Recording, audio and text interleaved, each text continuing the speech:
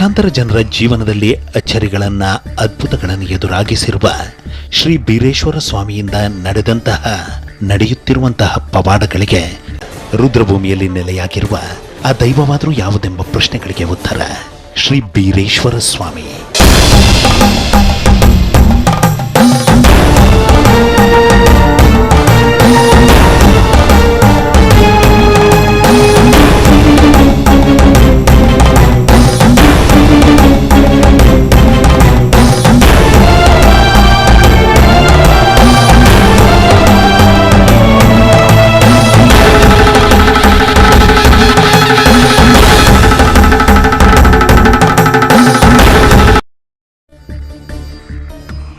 ಹತ್ತನೇ ಶತಮಾನದಲ್ಲಿ ಸಿದ್ಧಿಪುರುಷರಾದ ವಿಠ್ಠಲ ದೇವರು ಕರ್ಲಹೊಂಡ ಲಿಂಗೇಶ್ವರ ಸ್ವಾಮಿಯ ದರ್ಶನ ಮಾಡಿ ಹಿಂತಿರುಗುವ ಸಮಯದಲ್ಲಿ ಅವರ ಕೊರಳಲ್ಲಿ ಲಿಂಗ ರೂಪವಾಗಿ ಬೀರದೇವರು ಕೂರುತ್ತಾರೆ.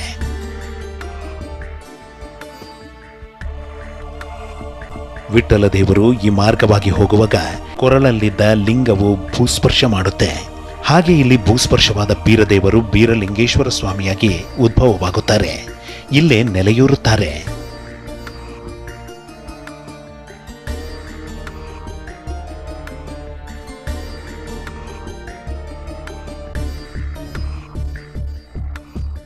ಇದು ರುದ್ರಭೂಮಿ.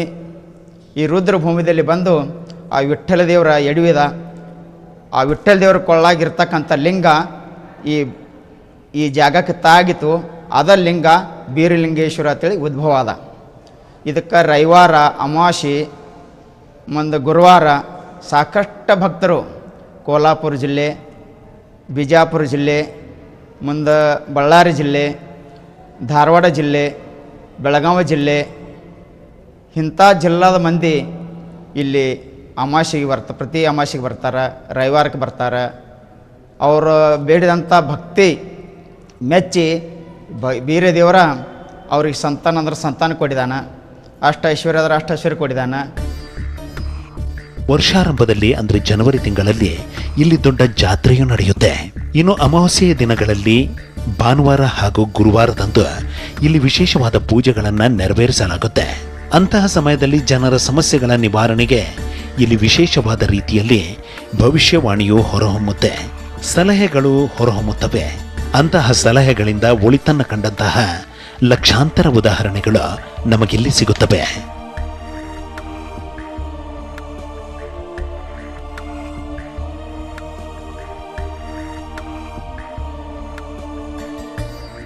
ಇನ್ನು ರುದ್ರಭೂಮಿಯಲ್ಲಿ ನೆಲೆಯಾಗಿ ಜನರ ಸಂಕಷ್ಟಗಳನ್ನು ನಿವಾರಿಸುತ್ತಿರುವ, ಇಚ್ಛೆಗಳನ್ನು ಈಡೇರಿಸುತ್ತಿರುವ ಶಕ್ತಿಶಾಲಿ ಶ್ರೀ ಬೀರೇಶ್ವರ ಸ್ವಾಮಿಯ ಈ ಕ್ಷೇತ್ರ ಇರೋದೆಲ್ಲಿ ಎಂಬ ಪ್ರಶ್ನೆಗಳಿಗೆ ಉತ್ತರ ಬೀರೇಶ್ವರ ಸ್ವಾಮಿಯ ಈ ಶಕ್ತಿ ತಾಣವು ಇರುವುದು ಬೆಳಗಾವಿ ಜಿಲ್ಲೆಯ ಚಿಕ್ಕೋಡಿ ತಾಲೂಕಿನ ಯಕ್ಸಾಂಬ ಗ್ರಾಮದಲ್ಲಿ. ಊರು ಪಟ್ಟೆಯ ವಿಭೂತಿಯೊಳಗೆ ಬೀರಪ್ಪ ನೆಲೆಸಿದನು, ಹಣೆ ಮೇಲೆ ಹಚ್ಚಿದ ವಿಭೂತಿ ಬೆಳಕಲಿ ಬೀರೇಶ ಕಾಣುವನು, ಬೀರೇಶ್ವರ ಬಾ ಎಂದು ಕರೆಯುವನು.